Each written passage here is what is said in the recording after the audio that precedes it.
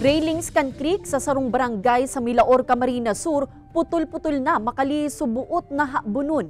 Nagkapirang residente sa lugar, agrangay ang piligrong darakan kawaranin railings sa creek. Ang simbag kan barangay, aramunta sa report ni Chris Novello.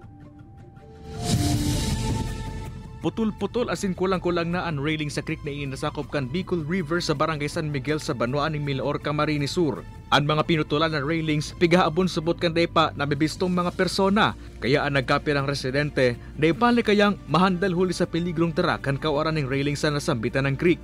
Dahil kumaraman kung basta nawawara na lang yan. Delikado na nga ng mga arog yan, lalo na kung nakainom, mag-agi dyan. Iyo po, lalo na kung may mga aki, simple pag may maagit po ba.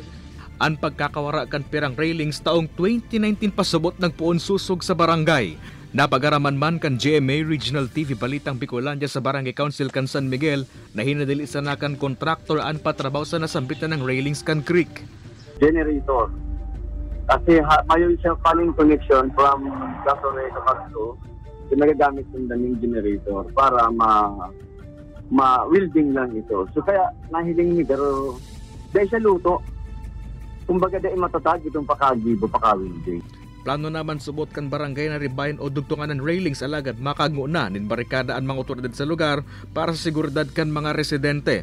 Inalerto asin nagpatanid man ini sa mga junk shop na posibleng mapabakalan kan mga pinutulang railings na may paninimbagan ng mga inik kung pabakalon ninda at mga hinabunang bagay.